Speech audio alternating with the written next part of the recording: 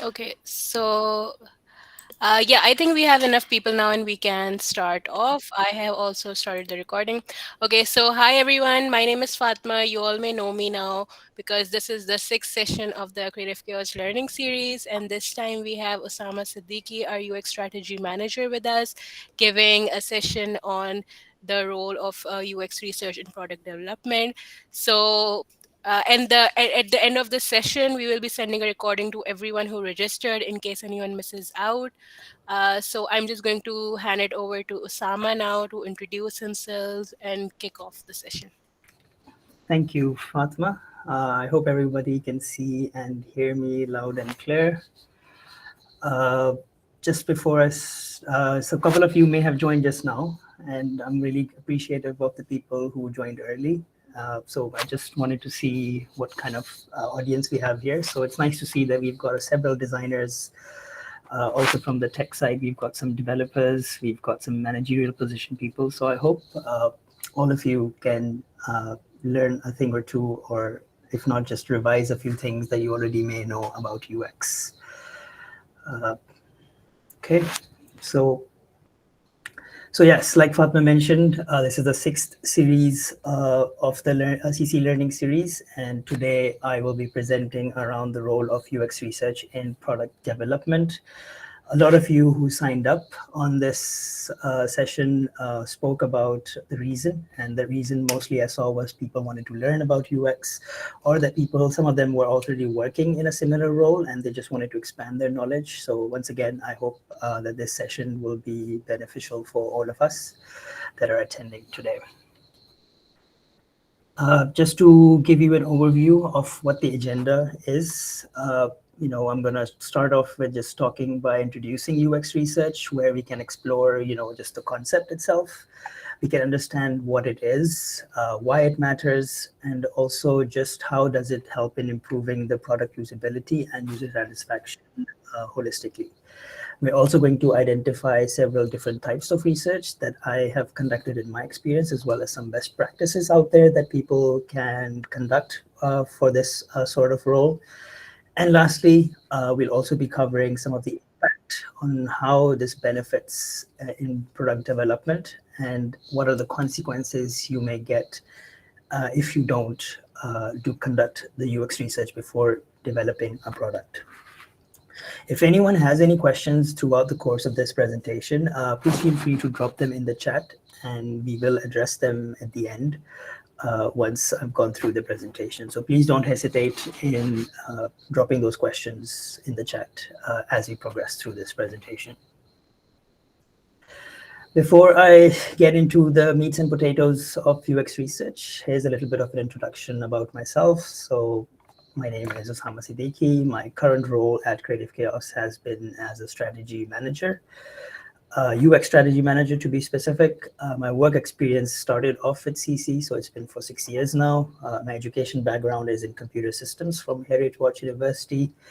I joined Creative Chaos in 2017, feels like a long time ago now. And I joined as a software engineer, but I wanted to change my roles because I didn't think I wanted to pursue software engineer. So kudos to the leadership at Creative Chaos that they were very open about it and heard me out. And they accepted my request to be switching to project management. And I worked as a project manager for about two and a half years before I was offered another in-house recruitment opportunity to join the UX strategy team. When I joined UX strategy team itself, I had very little idea myself to what UX research is or how it benefits. So everything I've learned through the experiences and the mentors and the leadership here at Creative Chaos. A little bit of information outside of work. I do like to do a little bit of artwork on my digital artwork on my iPad. I also do some stenciling and paperwork designs on the side. I'm a very regular player on Call of Duty Mobile, so I participate in a few tournaments as well as clan wars on a weekly basis competitively. And the last fact is just that I am a licensed pilot with 160 plus hours of flying experience on single engine aircraft. So that experience itself has allowed me to work really well under pressure if opportunity comes where there is a lot of pressure in terms of any work or anything that needs to be done. My work experience as a researcher itself has been across different industries. That's one of the benefits I think you get for working as a UX researcher is that you get to engage in so many different products. So it does vary from different global regions as well as different industries. Some of the common ones are obviously e-commerce, there's fitness and wellness, real estate, restaurants and fast food, travel and tourism, citizen journalism, sports wagering as well, and then several other P2P and B2B platforms as well. So there is a common misconception about UX research that it's only the role of a designer to conduct or execute that. And that, but I'm here to today to clarify that doubt for all the attendees that it is a specialized role and it requires unique skills and expertise itself, and that it is itself a whole distinct discipline in its own right. So before I get into it, here's a question for all of you, and you can raise your hand, and then so that we don't interrupt or speak over one another. How many of you have worked with a product strategist here or have an established product strategy team within their organization? You can raise your hand, and then from there we can, address who can speak, if anyone would like to say anything. I'm just trying to gauge again how familiar are we with the role of UX research here in the audience itself.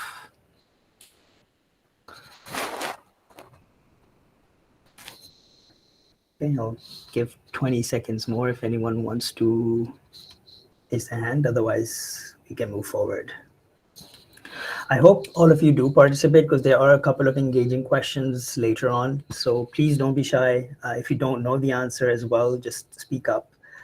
And that's the key of strategy itself and the research work, that you just ask the questions and then from there you make a journey towards getting to the right place.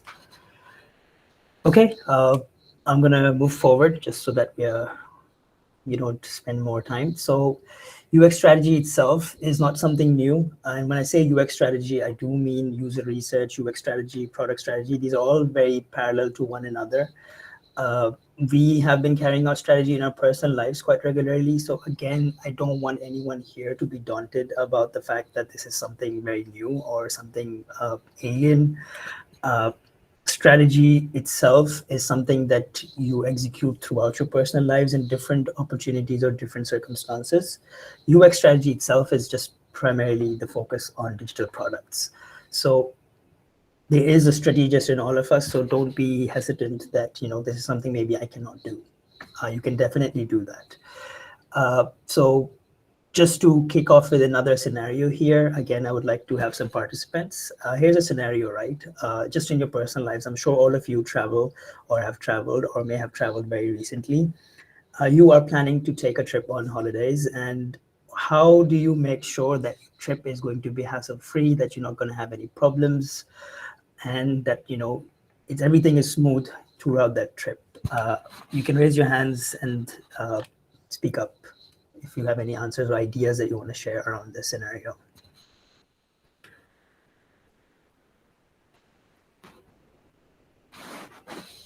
Come on, people. Gotta have some back and forth here.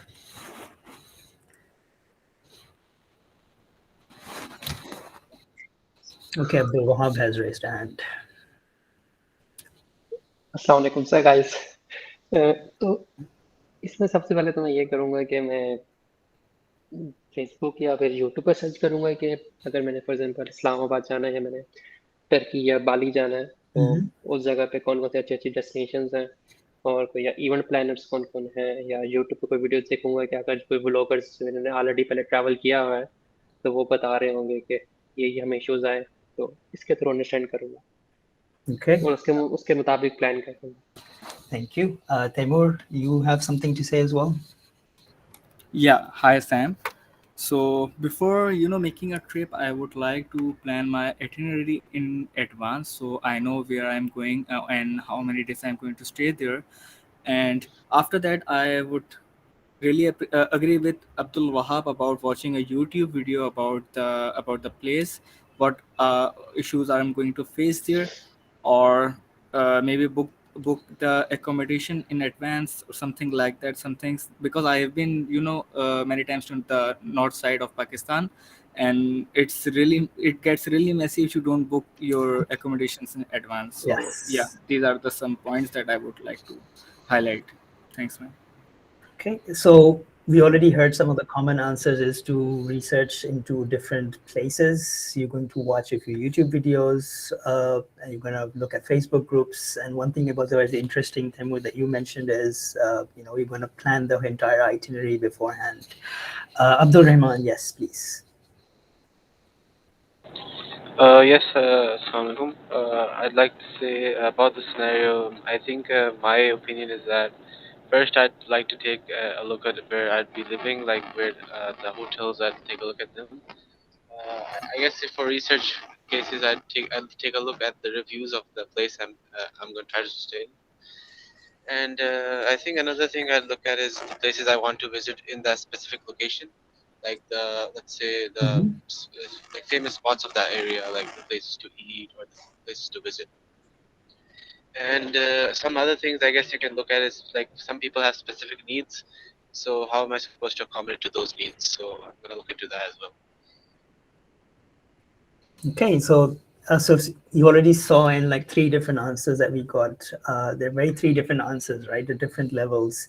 Everyone has a different way of doing it, and this is something I'm going to address later on as well as personas on how depth or how different priorities are there for people. What the last response was that they're going to look at hotels. Maybe some of you who already replied would be like, oh yeah, I would do that too, and maybe you wouldn't have thought about that initially. So I'll just take one last response, and that would be Khurram's. Yes.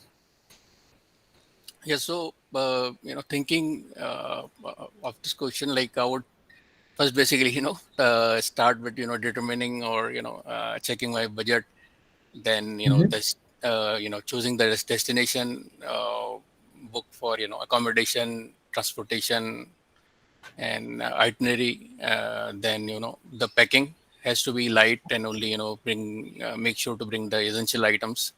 So that is also part of my checklist. And then comes the security as far as travel. Sometimes to any specific areas can require can have those kind of requirements as well. uh, if I'm traveling far, so like I would like to basically notify my bank to make sure there is no issue with my credit or Brilliant. debit card. And weather also plays is a very important point to check. uh, so I would check the weather, and like would like to stay as much organized as I Mhm. could be. Okay, that's great. Thank you, Khurram. So yeah, the couple of very great responses there. Like checking the bank account, I think is one that maybe most people may not think. And then you obviously, when you go on the trip, you're like, oh crap, like I need to call my bank, and then maybe you don't have international calling abilities and things like that. So that's great response. Similar to this, I have another scenario here. I'd like some more people to participate in this as well. This is slightly different. It's about moving to a new city and you want to find a home. So once again, how do you go about finding your new home? What are some of the things you will consider as to this is going to be my home, or this is where I would like to comfortably live? You can raise your hands, and yeah, then Aruba. Hello, Aruba. Hi. Wait, can you hear me? Yes. Okay. I guess the first thing would be my price point and my budget.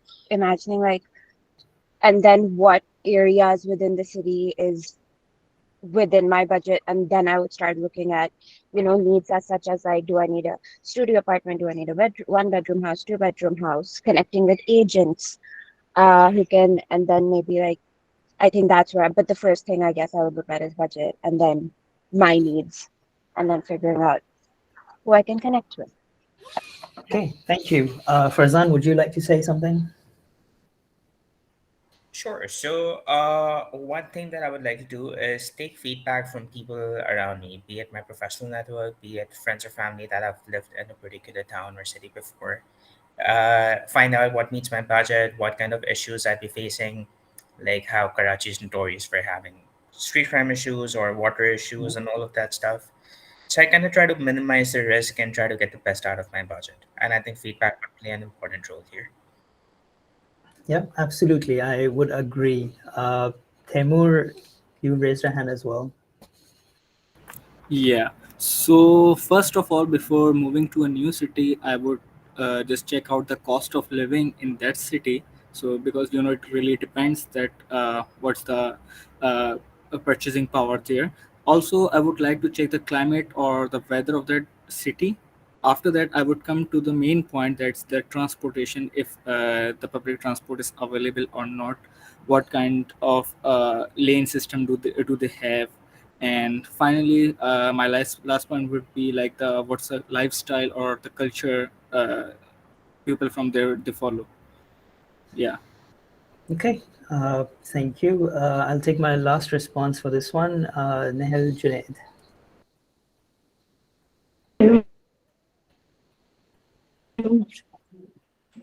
Can you hear me? Yes, yes. Hello?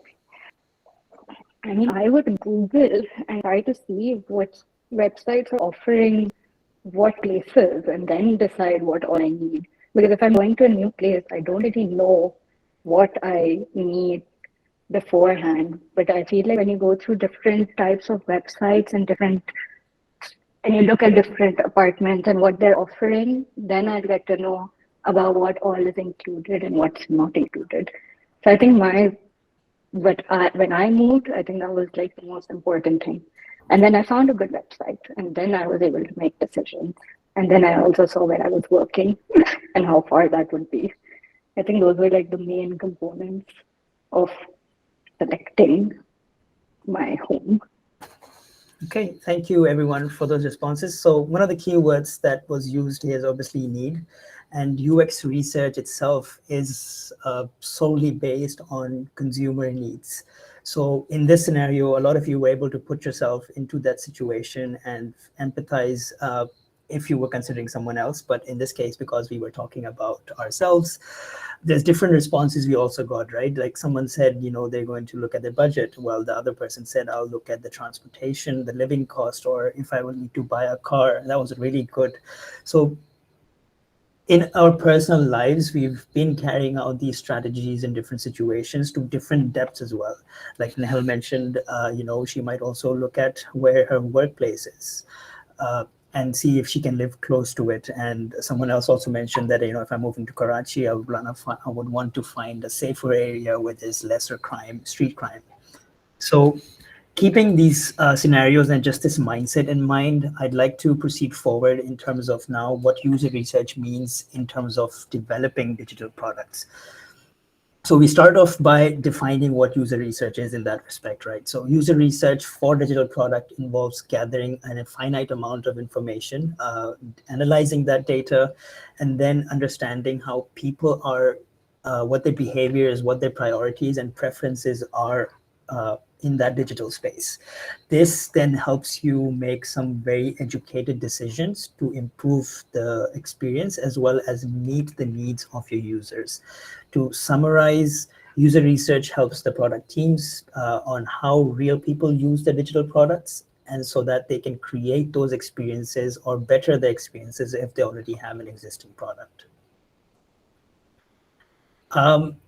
When it comes to user research, experience design is another term that's thrown around, or it's very in parallel to user research. A lot of you are familiar with also UX and UI.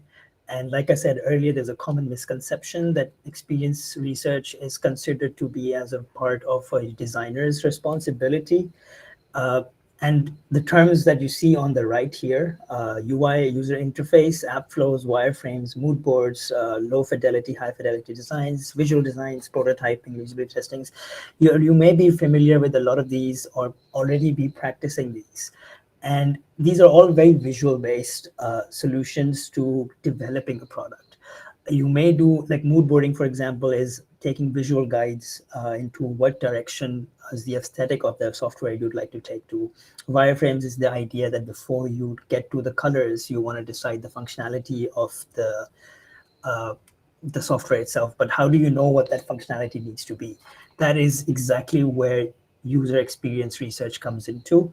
There's several techniques that you can conduct within that domain itself. So typically you'll see yourself doing a lot of experience design workshops, doing stakeholder interviews, figuring out user personas, developing user experience pillars, doing some competitive analysis, as well as making a positioning map from those analyses. You'll also look at best-in-class research, develop the user journeys, and do a UX audit if, again, you're looking at an existing product that is already in the market. So these are some of the things that I will also go over in this presentation in the next few slides. So let's dive deep into one of these one by one and see what the benefits or how do we go about conducting these research techniques. We're going to start off with experience designs workshops. The key here is to understand the user behavior. These are workshops done in groups, and they're very goal oriented, where you can have honest conversations with the people who have a vested interest in the product. What I mean by that is that you will have stakeholders that are obviously the leadership or the client itself, because they're building a product for a specific reason, and they might have a vision that you want to understand. But at the same time, you also want to understand who are the people who are going to use this. So you want to know also what the end user's understanding is of the digital space that you're trying to penetrate with your product. The process for doing workshops is that you usually sit down with key stakeholders, or the leadership, or the end users, like I said, to understand what their needs and wants are. You want to discuss the problem that they face in the existing experience. This, again, could be addressing the experience of the product that you already own or you've already created, or it could be just that you're entering a new space and you want to understand how you can differentiate yourself. So you might want to ask them, using the current products that you have, what is something missing from those products? So this allows you again to like just set yourselves apart, or again address that niche market that exists, potentially exists in that space. You will be collecting a lot of qualitative and quantitative data again through these questionnaires. You'll be doing a lot of collaborative sessions to identify what user patterns or behaviors are out there. And with this information, once you culminate all of this, you'll also be able to prioritize, because you're working in a group. You can also identify 10 people that I spoke to said XYZ. So this means this is a more prominent aspect that more people are looking into it versus something that maybe two people may have said. So you'll also be able to prioritize your feature list or your experience priorities in that sense, that what you want to address. The impact that XD workshops allow you to have is that obviously you gain some really valuable insights directly from the people who again are have a vested interest in this product, and you're also able to align with the client or the stakeholders again to know what the business needs to do to strategize their way forward. If I talk about some of the examples in terms of some workshops that I have conducted in my experience on the projects that I've worked on, focus groups is one very successful one. This is again done in group, where you bring in a bunch of people into a room, you let them talk to one another on a specific topic, figure out what problems they're facing, or what potential solutions they may have. They may talk about an idea they have, or they may also mention that, oh, I was using an XYZ product and they've done this very nicely, and I wish that this product would combine some aspects of that into the product that we're talking about. Persona building is another workshop. This is a workshop where you lay the groundwork to collect information again on the user itself, on who will be using this product. They will help you create realistic profiles, so they are based on real people. You also get to know a lot more about the target audience and what their needs, goals, and the challenges they face, and the preferences that they have. How might these is also a really good one. All of these workshops really work remotely as well. But obviously there are several workshops out there that you can do Many of them are also for in person, that they are more cohesive. What you want to do, obviously, when you're conducting these workshops is see the feasibility on how easy would it be for you to get the results you want. There are, like I said, there's so many workshops out there, but if you come to like doing them, you might feel like this might not work, or this might not work in a situation where it's a remote workshop. So before just diving into a workshop because it looks nice or because it just seems so functional, because you find so much content out on the internet now on different workshops you can do. So it's important to decide also the feasibility in terms of how successfully can you do this research and gain the insights and the results that you're wanting to achieve. There's no, you want it to be a success because you're going to be investing a lot of time of other people as well as your own time into this. Uh, Next up, we have stakeholder interviews. This is a pretty straightforward from the name itself as well. You're able to uncover valuable insights through one-on-one conversations. Workshops are usually done in groups, like you saw previously. Stakeholder interviews are very direct, even to the point that usually it's recommended to not invite the clients on these in these interviews, just so that you can have a very honest, direct one-on-one conversation with the people that you are interviewing. If a client is present there in that call, even though they may not be saying anything, but users might feel again that they have this hesitance in sharing information or being a bit blunt or honest about the experiences that they want to better. When it comes to the process of stakeholder interviews and how you conduct them, you start off by drafting out reach out emails. This is to inform the users that potentially might be participating for the interview. So you want to get those emails out to let them know how long the interview is going to be, what do you want to discuss on, and what are you trying to research, just to set that expectations. You will also be having to write an interview script so that you don't go in blind. It's about planning, it's about execution. So you want to create those guidelines for yourself so you know what kind of questions am I going to ask? If they respond to something like this, can I target something else that I want to explore? Can I look at some other aspect that I also want to research? The clients usually assist you in scheduling the stakeholder interviews. This is in the case that if it's an existing product that you are trying to work on, then obviously they have users that are using this product, so they may share that information with you that you can contact these people. And if if you're building a new product on its own that doesn't have an audience, sorry, not an audience, but its own users yet, there are other platforms like user interviews that you can use to recruit or just gather information through these conversations. I've used user interviews several times for 2 or 3 projects, and it's a really good tool. It's a paid service, but they do give you some really nice people, because there's about 100,000 people that have registered to participate in these interviews. You can set a criteria on what kind of age you're looking for, what kind of region you're looking for. If it's got to do something with the pay scale the people have, you can even mention or tailor your own participant criteria on that platform. Once you do all of this legwork, then obviously it's just talking to those people, conducting those interviews, and then you'd start deriving those insights from these conversations you're going to have. The benefit, again, from stakeholder interviews is that you'll be able to hear a lot more about what's wrong in the industry or what's wrong in the product, or what they think is missing that you want to fix or want to add value with. The reason why I say users are facing within existing experiences is, again, just because there could be multiple different aspects of different software that they use. And while you're trying to work on one system, they might give you some inspirations or ideas through those conversations about how else can you better your own existing experience. You also get a lot of insights on the objectives or the priorities of people you want to do, and as well as get recommendations and suggestions from all the people so that the business knows how to strategize their solution or their way forward in the long run. So in terms of examples, this is somewhat what a reach out email would look like. This is for a venture capitalist client that we worked with, where they were looking to explore the idea of future of work in terms of remote work. And it's a simple email. You just be very direct. You tell them who you are, who you're working with, what are you trying to research on, and how long the interview is going to be. And then just tell them that if you're interested in participating, please reply back. And if you have any questions, that's just to be nice. You can answer those questions in those emails.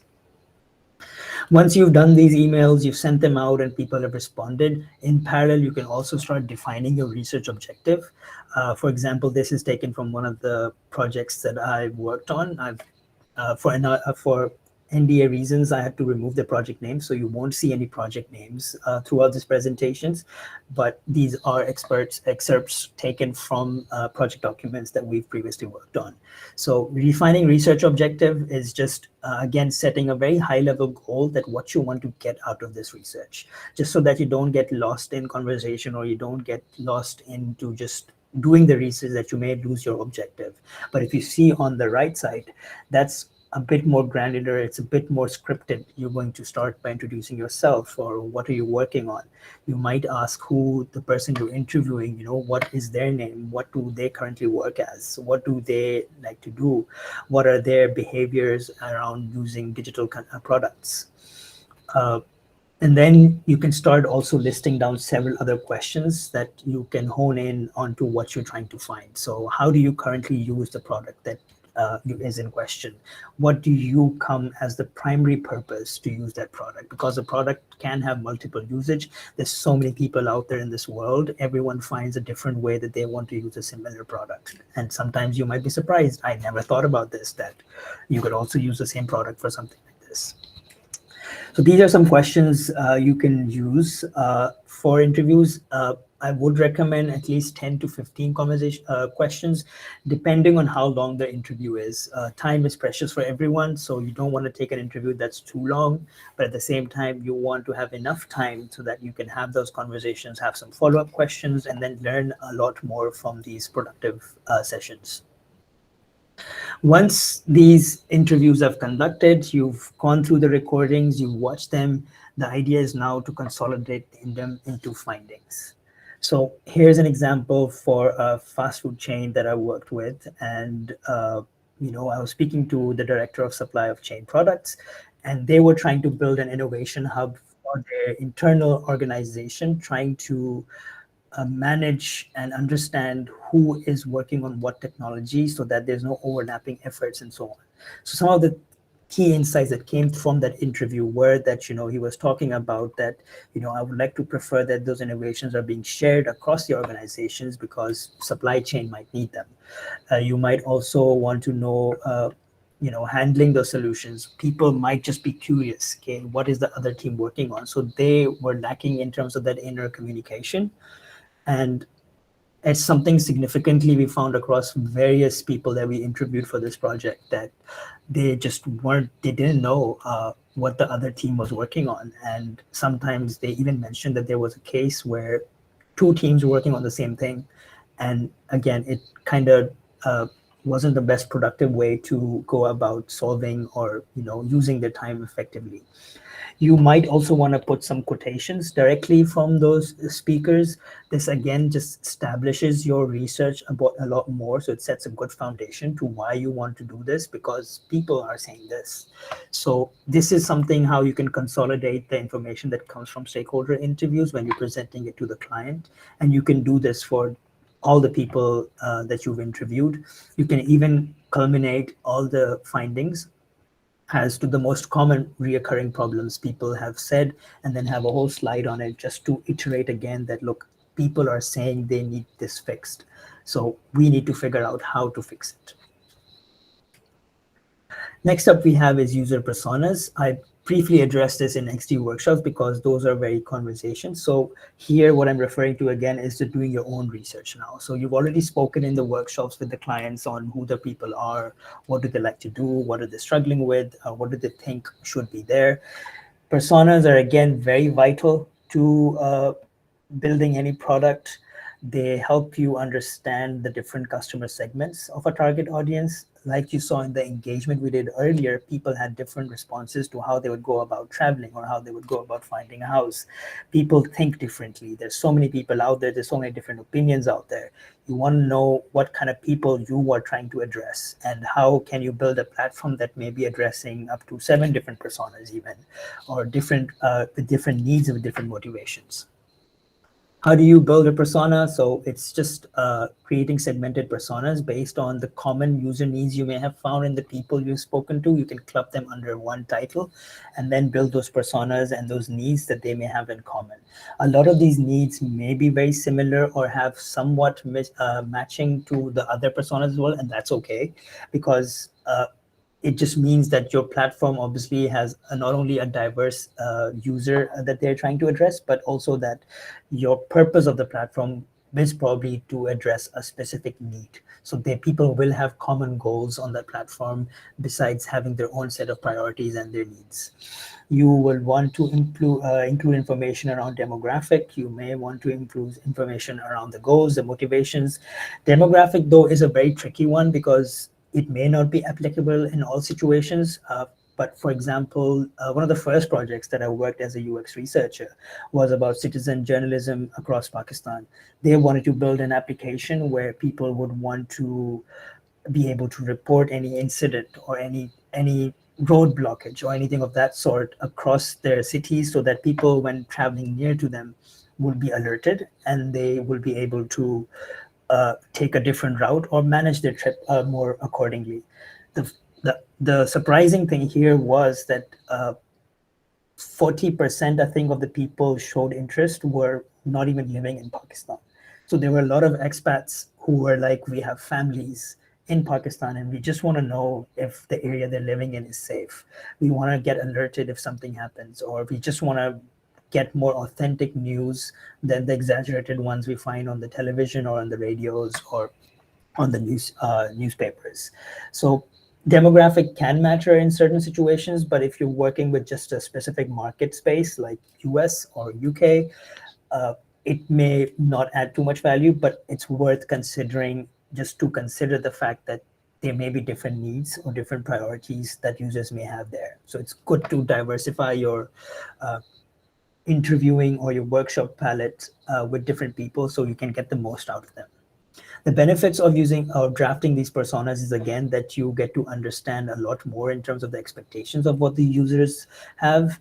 You also allow yourself to improve the empathy, and empathy is a very big role in UX research. You need to be able to put yourselves into different shoes, try to understand why is this user doing that, or what are they thinking in terms of how they can go about solving a certain problem in their lives. So empathy plays a big role, and user personas do exactly just that, that they allow you to see into the minds of other people that are using these digital services and be able to get a better understanding or clarity in terms of what they want to see. Once you've, like I said, done this research, you can make a goal or draft a goal out of it. So this is for a property, real estate property project that I worked on. We had to draft different personas. I think this one had around 8 to 9 different personas, but that's because it was a very big platform. You have obviously your sellers, you have your buyers, you have your renters, you have the people who are leasing, you have XYZ different kinds of things. But just for the sake of this presentation, I've included one, which is a property seller. So the goal is very straightforward. It's directly in the active voice of the user itself, because when you're presenting this, you also want your clients to be able to put themselves in their shoes. So you're thinking about selling your home, you're wondering how much the value is you can get out of it. You want to make sure that there'll be buyers that you can get that are valid or legitimate buyers. You also want to make sure you read the right buyers. You make also want to ensure that it's a smooth process. Nobody likes to face troubles, and already know that real estate can be a very hassle infested area where you have to do a lot of legwork in terms of paperwork, in terms of finding the right place, and XYZ. Then you also want to list down the priorities. The priorities are just one sentences, maximum two, where you want to just focus on individual priorities that users can have. So in this case, the seller wants to make sure that they sell their property quickly as possible. So they want to have a powerful search feature so that people searching for their property are able to identify and see this property that they're trying to sell. They also want to be able to have the ability to talk to an agent. So they want to be able to chat with an agent at any given time. They also want accurate property valuations to make sure that the property that is being valued at is the right value and they're not being cheated or scammed into selling for less. They want to be able to book appointments easily. They want to be able to make any adjustments to their property listing. They want to change any information. They want to update any pictures around any renovation that may have happened or anything of that sort. And you can already see to all those people who are developers here and are very used to user stories that you can easily extract user stories out of these. You can easily extract different functionalities. So now that you've spoken to people, you've understood what they want or what they want to see or what they desire, you can start extrapolating a lot of these user stories and functionalities from this that can come in handy when you're trying to construct the product backlog for development and designing. After this, we have experience pillars. These experience pillars are some of the overarching statements as a brand value that the brand wants to hold itself close to. These are some values that you want to also resonate across your features on the platform itself. So you want to make sure that your values are in such a way that when a user is using your digital product, not reading about you, when they're using your product, they're able to see those values emit through that user experience. These are also very essential to make sure that you have a human-centered experience designed for your product. How you go about making the pillars is by identifying some key experiences or the areas that you want to address or that the brand itself wants to address to its audience. You may want to ask them questions like, what does the brand stand for? What is it important for the target audience, which we already conducting through our previous few discussions that we've already had. But you also want to speak to your client here as well to understand, if how do they envision their brand, so that that thought, that vision can be translated digitally into an experience for the product. The impact that experience pillars have are that the user needs and wants are translated into a holistic experience. So like I said, these experiences needs to be coming through your experience. So you'll be able to ensure that that experience is valid. What we wanted to do is what we got, and what the users wanted to see is what they are able to experience. Uh, this will also allow you to differentiate your product from its competitors. So once again, competition is something that I'll address right after experience pillars, but you also want to set yourselves apart so that people use your product. They don't feel like this is just another product doing the same thing that I'm already using for something else. An example of experience pillars, these are very sentence-based, emitting brand values. So this is for a wellness platform that I worked on. Their experience pillars were about personalizing the experience, just because the nature of wellness or fitness is in such a way, it's very personal to everyone. Not everyone wants to be a hardcore workout person. Maybe they're looking into something like starting a workout versus someone who regularly goes to the gym. So personalizing that experience, making sure people see what they want to see, rather than just putting information out there and they're having to scroll down to find what they're looking for. Nurturing support is again another key aspect of the wellness or the fitness industry, where like they wanted to have similar goals. People with similar goals could connect with one another. They could boost each other's morale by high-fiving or congratulating them if someone did a workout, or even gamifying their experience to make sure that when someone reaches a certain extent of a workout, then they get a reward or a medal for it. Sustainable habits is again another aspect that the client wanted to focus on. What this basically means is that they wanted really to focus on the consistency of the workout. So how do we make sure that our users don't lose the momentum? How do we make sure that they're able to focus on the meals, the mindset, and the movement aspect of their wellness journey? By meals, obviously, it's the food that you eat. The mindset is how do you keep them positive, and then movement is making sure that they're working out regularly. Next up, we have competitive research. Competitive research is, again, pretty straightforward from the name itself. It allows you to stay ahead of the game. You're here going to research through a lot of your direct competitors in the same industry. You want to look at what they're doing and how you can set yourself apart from that, so that your experience is different and it's unique, and that users will be compelled to use you because you're offering them something different. How do you go about making competitive research is that you start analyzing digital products that are used by your direct competitors. You can obviously get this information out through the workshops, through the stakeholder interviews. People can mention those names of those products they use, on why they like it, or just give you some, or you could research on your own as well. It's always good to do your own research as well. uh, you can identify different gaps. So understanding what's missing from the industry and how can the product that we're trying to build is something that can come that we can address so that our product stands out from the rest. You will also be making a positioning map during this competitive evaluation, and that's purely to again understand how you set yourself apart. You can look at different factors or different attributes of the organization, in terms of, maybe it could be transparency, maybe it could be different ones. And I'll show you one. I have one in the examples here as well, just so that you can vision it better on how to make a positioning map. The benefit you get from using competitive research is that you're able to once again differentiate your product from the others. You can gain a larger scale of share of the market, which is again to attract new customers or existing customers from other platforms onto your platform. It also allows you to improve your decision making for development and designing strategies, so that you can prioritize that this is one feature that no one is doing. I think we should address this first, rather than just making everything and then identifying that later on in the game that, oh, I think we should have made this first because now our product is just as normal as other products out there. Here's an example for one of the projects that we worked. We were trying to analyze this restaurant service provider, where they would sell a lot of restaurant equipments. And being the nature of that industry, there's a lot of equipment that restaurants use. So they wanted to do a whole digital transformation for themselves, because they had been in the industry for almost 50 to 60 years, I think.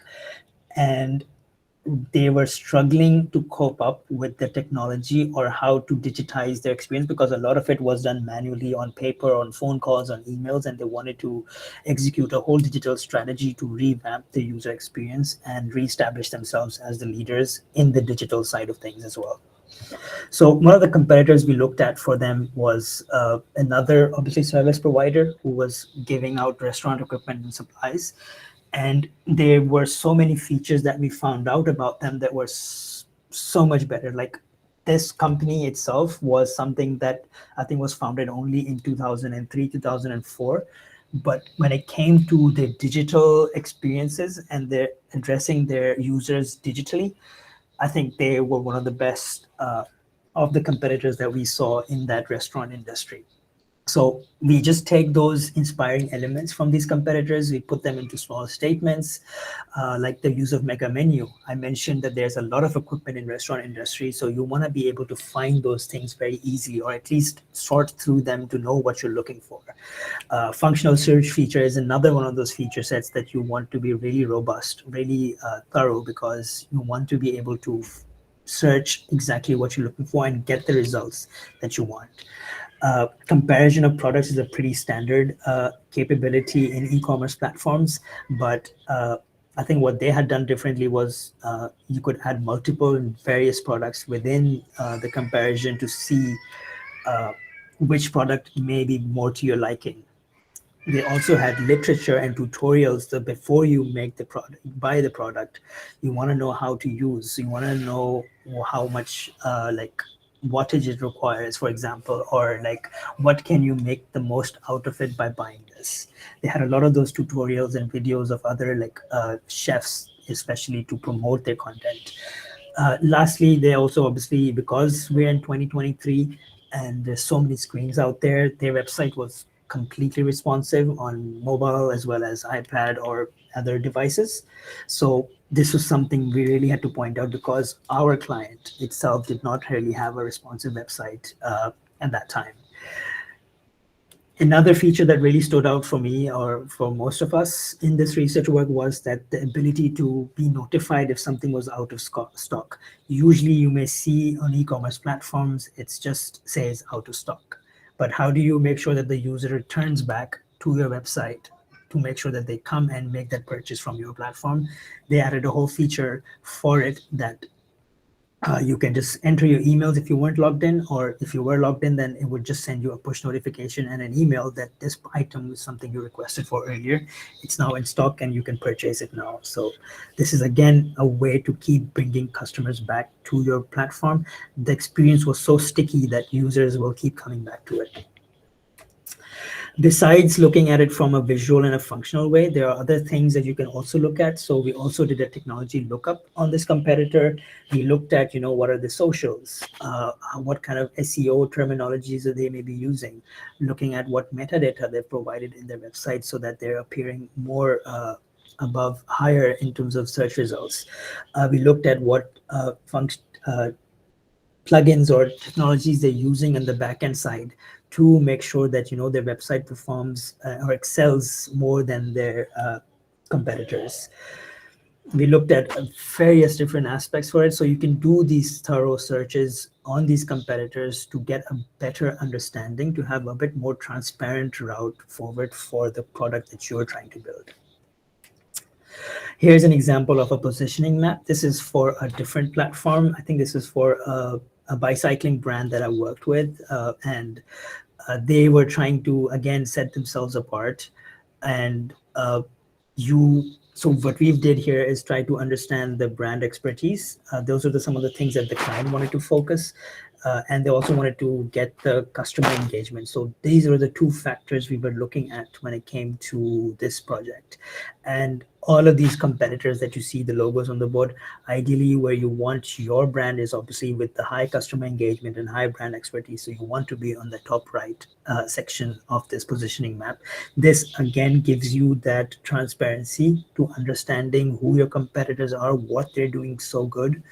And each of these brands that that we put on here, we had to go and use their platforms. We had to go and see what kind of experience they have, or how are they, like we read some user reviews as well on people and what other people said. But it's important and it's crucial, in fact, that you use these products yourself, because you have the most insights at this point to know what your client wants, and what are the competitors are doing here that you can leverage for your product.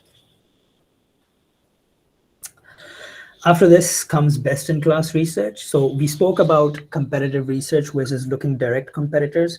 Best-in-class research is analyzing just industry agnostic experiences. So if I was mentioning a restaurant industry earlier, which means that now for best in class research work, I'll go beyond the research of restaurant industry. I might look at other e-commerce platforms. I might look at other websites or other products just to see how they're doing well, or what have they done that is so good that maybe we can take those trends, we can take those information, and again integrate that into our product. So this also keeps you ahead of the innovation curve. So you want to keep innovating. You can't remain stagnant anymore. In this day and age, everything keeps evolving and people keep coming up with new experiences. And to stay relevant, you also have to catch up with them and make sure that your experience is on par with the ones out there. Exploring inspirations is done through taking just these are some platforms that you will also identify again through your stakeholder interviews.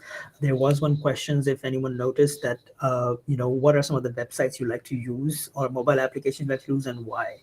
So again, there's a lot of input that transcends down through from the user interviews through the workshops, but you also may have to stay up to date with your current UX trends, as well as just designs and products that are leading in this industry right now. There's several websites out there. I think www 4x is one website where they annually or bi-monthly, I think they have these awards of the top most UX experiences out there. And if you keep up to trend with those, there's a lot of inspirations you can take in terms of how you want to visualize the experience for your product. This allows you again to keep adjusting your strategies and to stay relevant in the long term.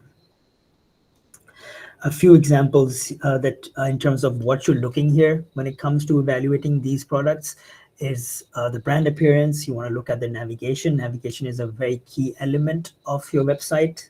It allows people to go through explore other areas of your website or your product. So you want to have a consistent and a very transparent navigation. You want to see that the fonts, the typography that you've used, the brand colors are not too harsh on the eyes.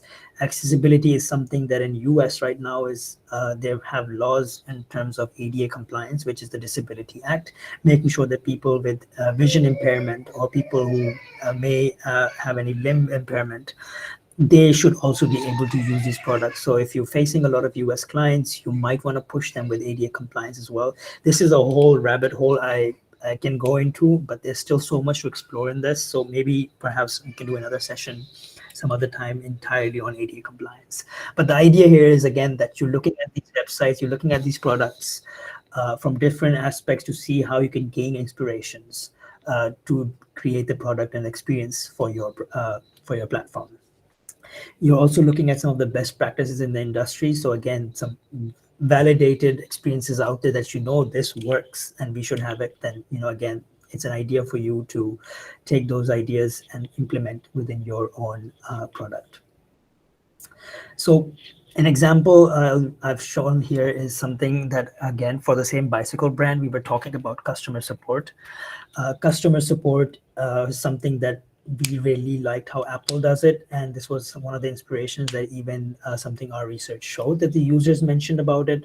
So it's good, again, to show that visual representation in your presentations when you're presenting these insights in a similar way that you can just put the screenshots of those websites to show what you liked. And then you can also write a little bit around it to explain why you're taking Apple as an inspiration for the product in question. In our case, it was support. So we talked a little bit about, Apple has the boasts about this customer support they have, but what do they actually have? So they have, website support page is very easy to find. They have a search bar in the top that allows you to enter keywords to do a quick query search. They also, I think one of the things that stood out here was also that they have a product specific help support section for each and every different product that the Apple has. And then once you've identified how well Apple does it, try to understand how much value you can take for the product. So on the right, you see here is something that the key takeaways for product X based on what we've discovered through Apple's experience. Product X also had a huge library of products ranging across different categories. So, you want to be able to provide support across all those channels, all those forms, and be able to let the user know that, we got you covered. If you have any questions, you can ask them. FAQs is a very common practice, as a lot of you may have already seen. So that's, again, an industry standard that you ought to have, which they didn't have. So we recommended those things to them based on looking at some platforms. Second last item for the types of research is user journeys. This is by far my most favorite part.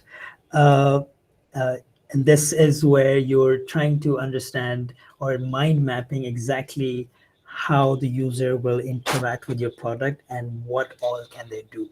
So through personas, we identified a bunch of features that they would like to do.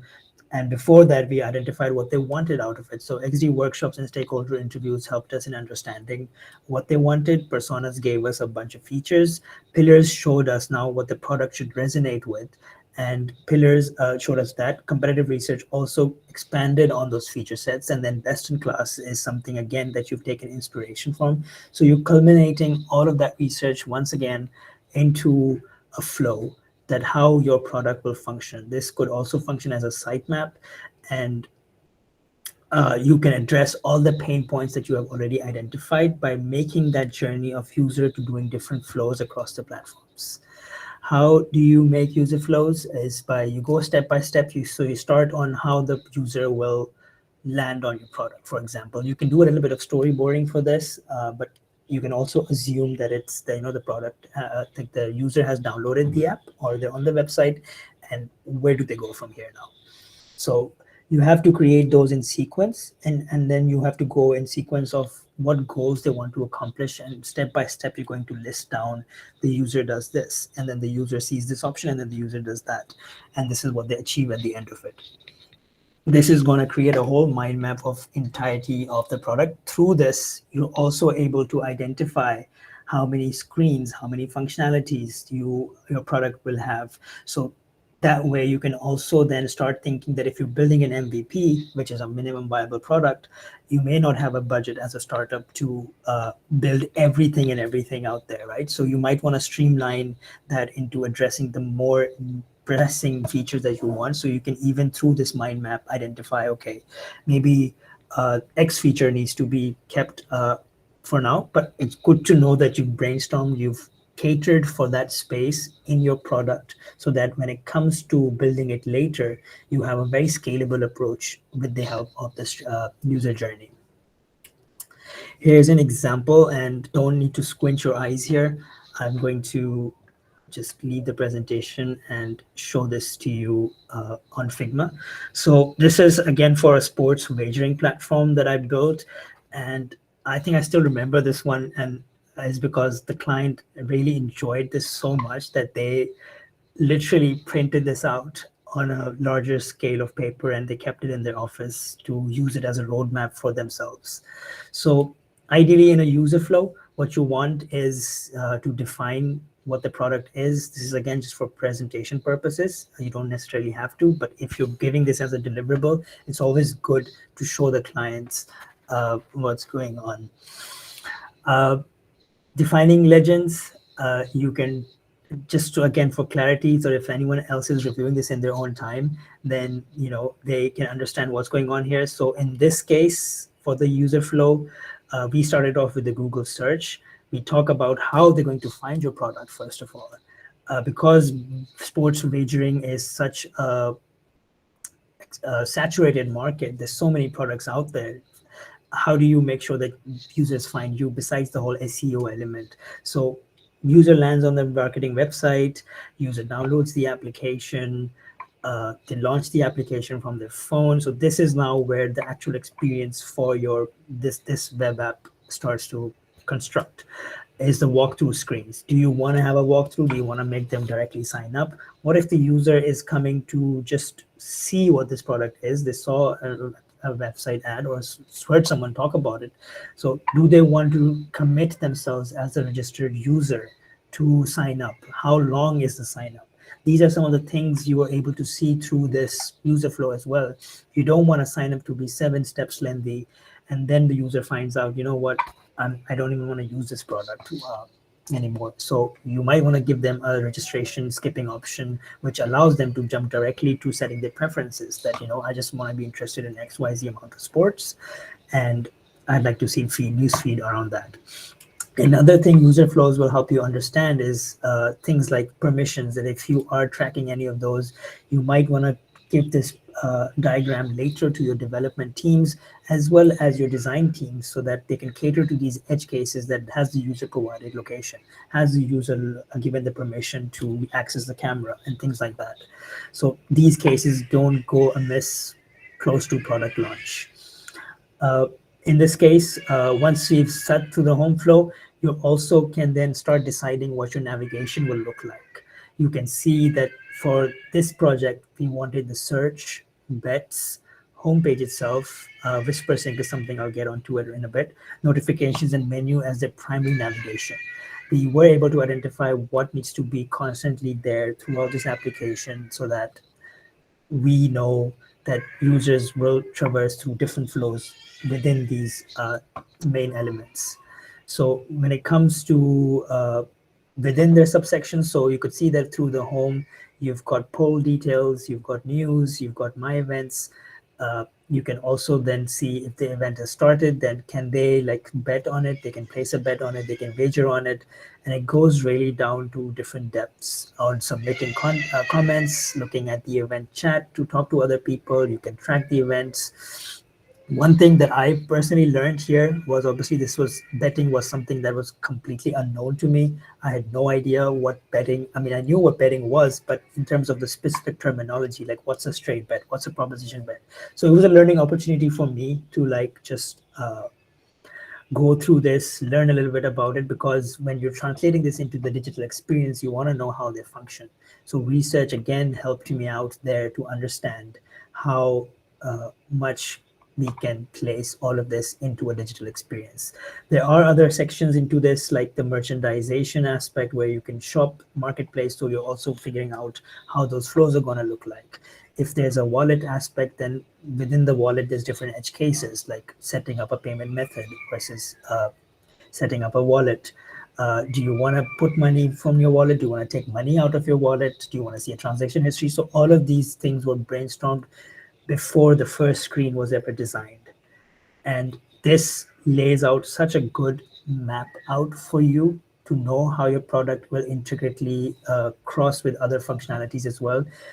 They had a correlating app for the TV that they wanted to sync the mobile experience with as well. So if the user allows it, how is that going to work, and how that view is going to resonate on the mobile side when the user starts engaging with it. All of this was encapsulated and covered into this flow.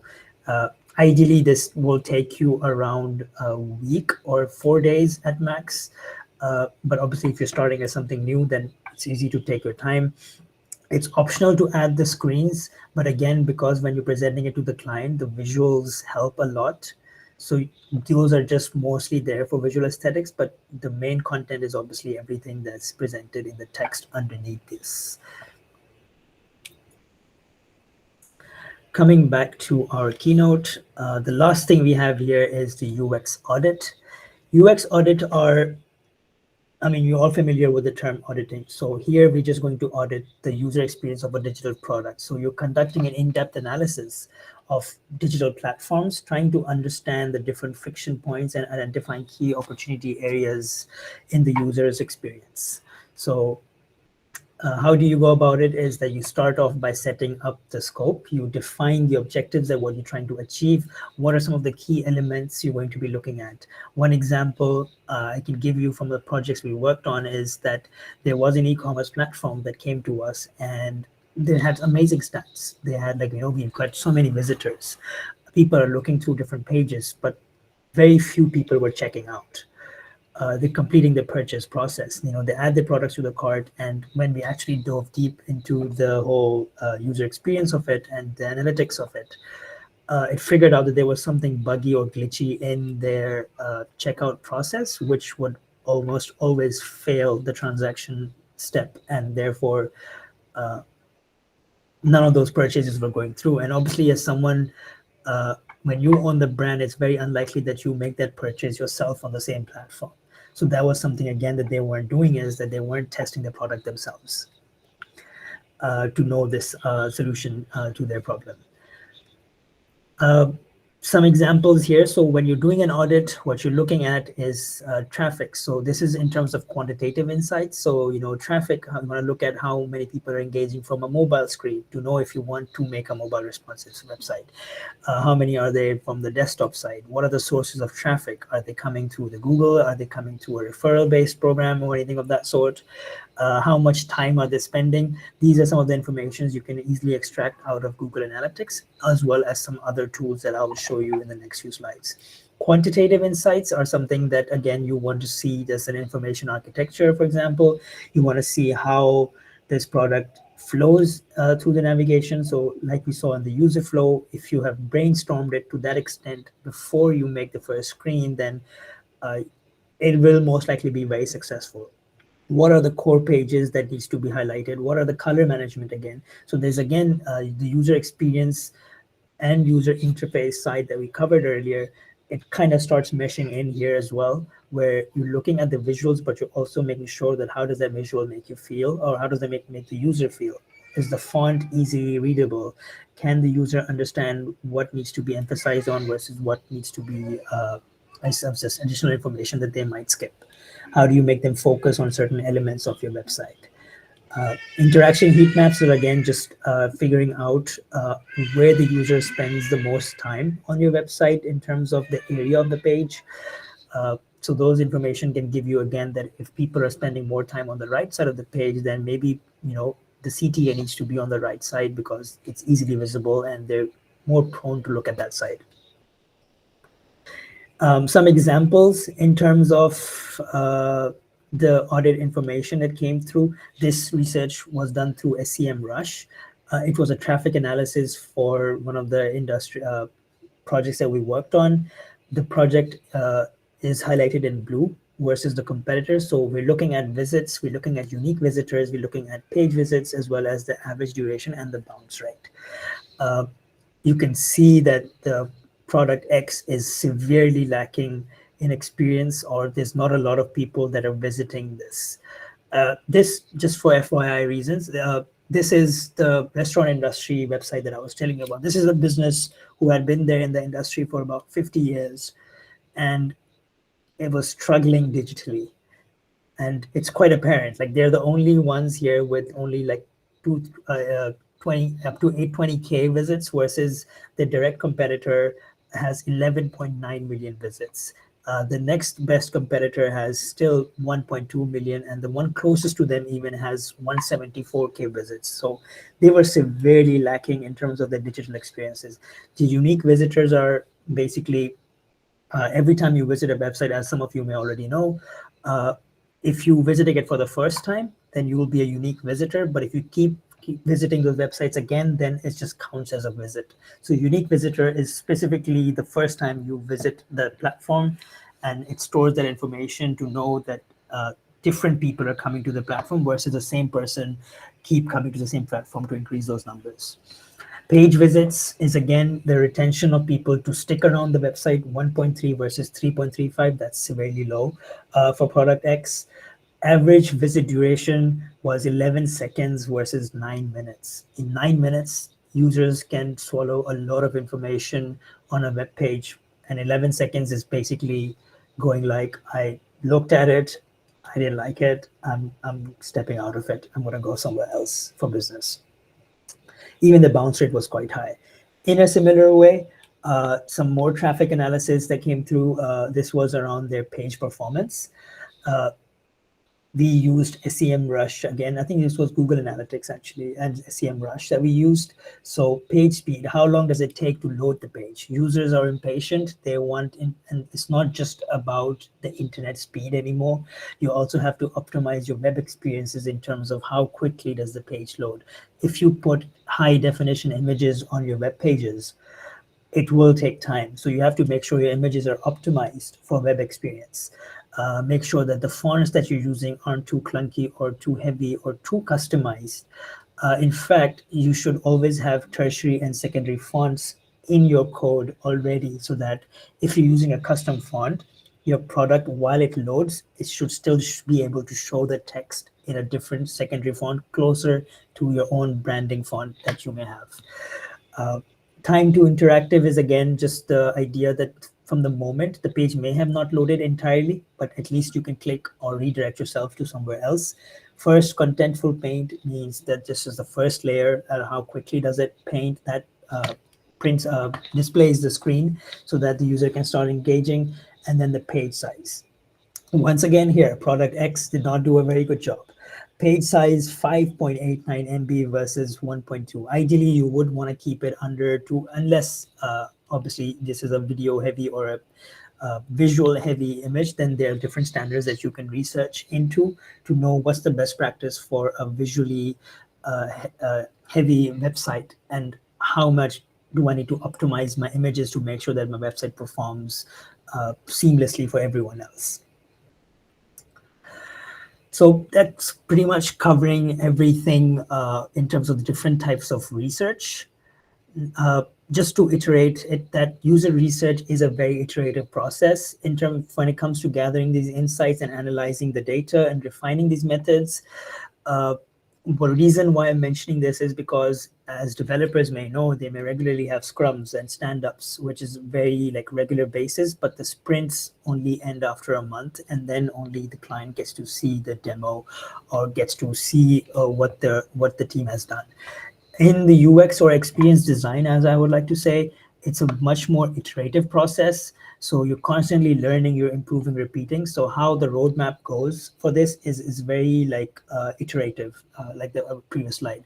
So you constantly sharing things with the client, even if they are in progress, and then you get their feedback, you implement that feedback, and then you do it again. So, for example, discovery is something I think everybody is familiar with. It's before the project starts or after the project is kicked off.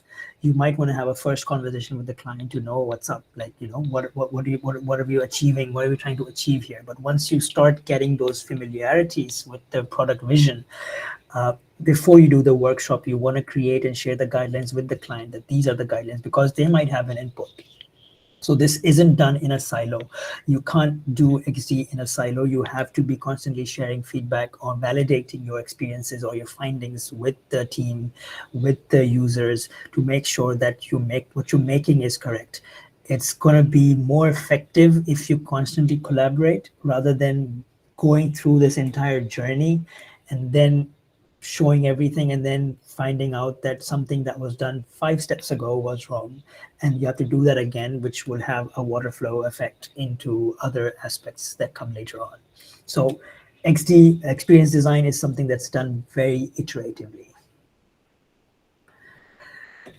Now that we've gone over all of these different techniques, I think, Fatma, do we still have time to do a quick workshop? uh, Mm, I wanted we to. Yeah, go ahead. I mean, if this can be done in 5 minutes, then we can give the Q&A section 5 minutes as well. Okay, cool.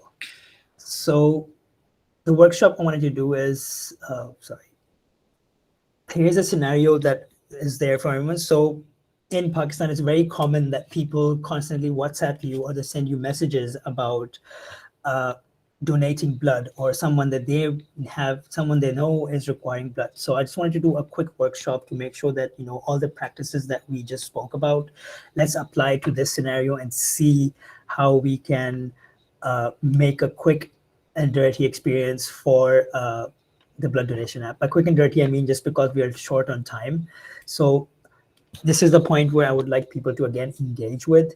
Uh, I'm gonna skip through the how might we's right now and let's go directly to the personas. So please raise your hand if you have any input or you would think who would want to use the blood donation app in Pakistan, or like to what reason, to why they would want to use the uh, donation app. Would anyone like to participate here? I mean, we know some of the obvious ones out here is going to be obviously the donor and the receiver. Abdur Rahman. Greetings, can you hear me? Yes, we can hear you. I think one person that would like to use such an app or such a platform is someone who's gone through the experience himself, like maybe he required blood beforehand in the past, so he knows how it feels to like when you require blood, right? And maybe he has family or friends that like had problems and they need required blood and things, you know. So these people basically who had this experience before. So yeah. Okay, so someone who's familiar with the donation aspect and they want to keep donating for their families. Anyone else would like to input anything?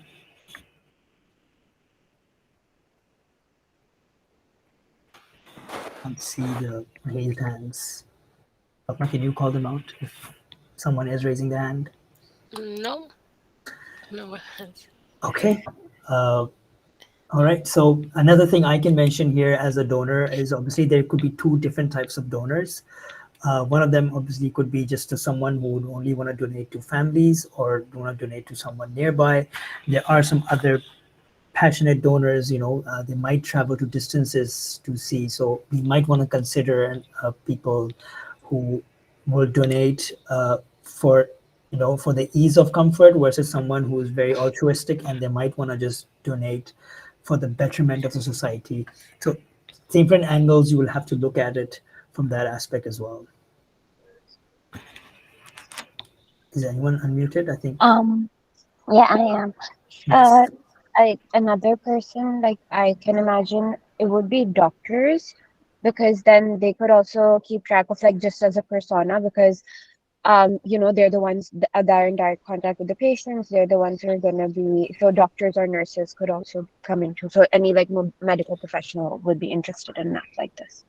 Yeah, I think that's a good point. So doctors could also use the information on the donation app to find out a donor in case they're struggling with a specific patient. Anyone else would like to say anything? Otherwise, I think we can jump to the Q&A if there's not much engagement around this. So I think there is one person who is mentioning different features in the chat that go into the blood donation app. But like, some maybe can clarify the difference between like features and personas over here. Okay, Because so yeah. you're not wrong. Let me quickly pop up the chat on my side to see what's being said. Okay, so simple design, easy registration, user profiles. So yeah, these are some of the things that users may want. So as a persona, you might want to know who the donor is. So you can derive a feedback in that respect, that as someone who's putting out a request to receive blood, I need to know the person who's donating is what kind of blood they have. Like, for example, there is a certain criteria you need to match for a specific blood type. So the application perhaps could have an algorithm where you could already typically automatically be matched to those. Some of the other things you mentioned is blood donation request notification. So yes, as someone who would be requesting, so this persona then would be as someone who is requesting for blood. So let's call them like request. I don't think that's the right word, but request. So people could be requesting for blood versus people who are giving blood. You want to make a platform that's bringing these two together, connecting them so that each and everyone gets to meet their goals. Um, Feedback from the donors to make it a better use. So this is again a practice you would ideally do during the How Might We's. You might look at some of the problems in the current experiences out there. I don't think Pakistan has a specific blood donation app, so if anyone's thinking about making one, this is a good time. Uh, but there are some really nice blood donation apps internationally available. We can take a look at those. We could understand what features that they have. One thing that while I was looking through it for this workshop was there were some platforms that were even mentioning that you could mention that you don't want the blood as much as you want the plasma cells, and the different aspects of blood donation. So maybe uh, one idea here could be, the feature set could be that when you're submitting the request, you can mention what do you actually want in that blood. Security and personal information, of course, like that's something that would come in the pillars. So because blood donation is again something very personal, you want to keep it secure. So you don't want people to know maybe who you are, because the name doesn't really matter here in terms of blood. But to humanize the experience, you might consider as a brand that pillar, that while we keep it secure and private, users can connect with one another to fulfill each other's blood request or help them in anyone in need. We can have one more thing in search functionality based on blood type and blood group. So yes, what I derive from this is something, for example, you may not always be looking for blood for yourself. So while you may have signed up on this platform as a donor or as someone who's requesting for blood, there could be situations where you also might want to donate, request blood for maybe your sibling, maybe your parents, maybe someone else in your family. So the search functionality in that aspect will definitely be helpful, where I can search beyond my own blood group to find a donation for something that someone, a loved one of mine, may be in need.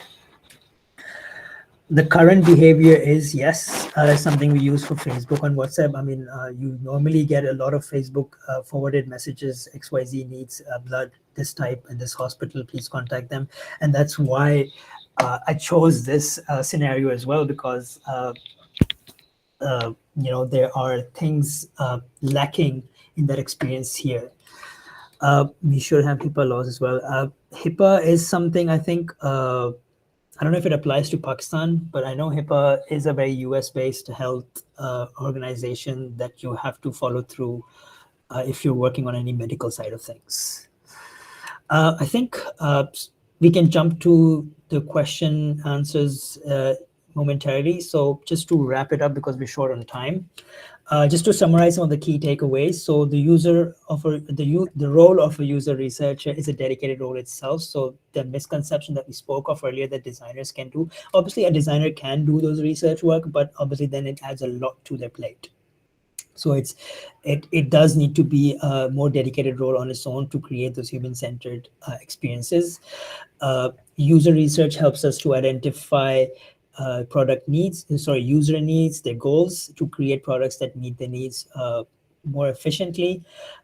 Through user research, you can uncover various new opportunities or product features or services that you may not even be thinking at the time of creating this product. So again, once you do the research, you might uncover something new that may be very applicable for you. Doing all this research before a single line of code, before a single line drawn for design, you end up saving a lot of time and money, especially for startups. So better to do that research, make sure we go into our product building efficiently. It's very similar to what we talked about the trip. For example, I think Khurram it was who mentioned that he might want to check with the bank that I want to clear my bank accounts to allow international transactions, and the limits are amped up so that when I'm there and I'm using my card, I don't end up getting stuck or not being able to purchase anything that I want. So, uh, if you do a little bit of more effort before you start the thing and just focus on those through these research techniques, you will build a lot more market fit product for yourself or for your client. User research can also provide insights into what competitors are doing. So we already covered that also as well, just to give you a competitive advantage. You might want to be thorough in terms of what the industry has. You don't want to just get up and start making something without knowing that what else is out there, because digital market right now is so saturated. People need to come up with different ideas, or at least different focus areas that they want to address more prominently in their feature sets versus what's already existing. This consequently, if you make an experience that is very sticky, if users keep coming back to it, then obviously with this research you'll be able to have some very loyal customers to your product, because you validated everything you were thinking, you validated things that you weren't thinking that were useful for you as well. So uh, user research allows you to just embed that mentality in your organization as well as in the product itself, so that the users keep coming back to it. I think that concludes the session from my side. I have my QR code here for my LinkedIn account, so if anyone wants to connect, they feel free to scan that. And I'm just going to go through to see if there's any questions in the Osama, chat. I can help you out with that. But before the chat, Abdul Rahman has his hand raised. So Oh, is there okay. something? Oh, okay. So sorry, that was by mistake. I didn't actually. I Oh, forgot to Okay. stop raising my hand. okay, okay. So Osama, I can just read out the questions to you because there are a lot and they're like Whew. way up in the chat. So the number one is, what is the difference between UX audit and UX research? UX audit is a subset of UX research. So, like we saw, there's several research techniques that we can do to make sure what you're building is the right thing. Audit specifically refers to a platform that may exist. So if you are a startup and you're making a new product, an audit may not be that helpful because you don't have a product. So audits are very applicable for scenarios where there is a current solution in place by your organization, and you want to understand why this is not performing or how can we make it better. So audit is a part of UX research where you take an existing platform, you comb through the user experience, the user interface, to the analytics side to understand what can we do to make this better. Okay. So the second question is, when you work in a startup culture, you have to move very fast. Then how can you follow the process? Any suggestion? Yes, I'm privy to the scenario very much so myself. So, again, time is money, money is time, and startups will obviously have a limited amount of money. Um, you don't necessarily have to do everything that we just saw. A lot of times, uh, you might want to skip through the workshops and tackle that through stakeholder interviews, or at least speak to the leadership uh, internally as a discovery session, which is something when you're kicking off the project. Uh, have some questions ready. Ask them some questions directly so that you don't have to spend time scheduling specific workshops with them. You can sometimes even omit stakeholder interviews because sometimes you might even get clients. I've faced some thorough clients that have already done that research somewhat and they've presented that. But in case they haven't done that research, again, you have to assess and evaluate what you want to focus on. So stakeholder interviews are also something you can omit because if you have a lot of information already out there, then you can maybe conduct that research through Reddit, through other platforms, and just do a little bit of more digging yourself rather than allocating other people to join you and have that discussion. I hope that answers the question. Okay. Moving forward, there is one. Any plugin recommendations to make flows like these? I think this was when you Uh, were showing the this user is journey. the user journey, right? So Figma is a good one. You can honestly use the very websites. Mind Map, I think, is one is called. It's like a blue colored logo. May not.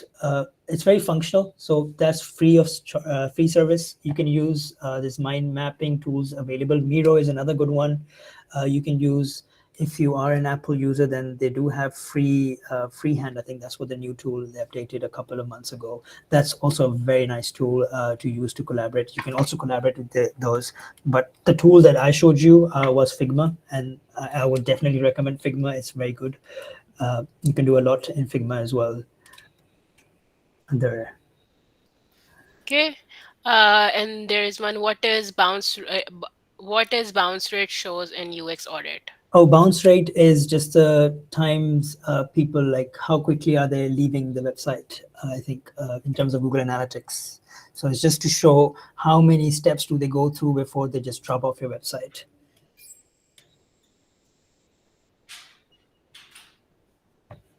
Okay. I don't think there are any other. Well, I mean, I guess we can do one more round of, if anyone has any question, then I guess you can raise your hand now. And otherwise, I hope this was a very educational session for most of you and that you can take some advantage of this in your own personal experiences. Okay, I don't think there's any questions. Oh, I hear someone. I think it's Farhan. Farhan, if you're speaking, we can't hear you. Okay. Yeah, he muted himself. Okay. Okay. Okay. So thank you, everyone, Just and something thank that you. just kept. Could we connect with you through email? I would prefer LinkedIn just because it's a lot easier to manage.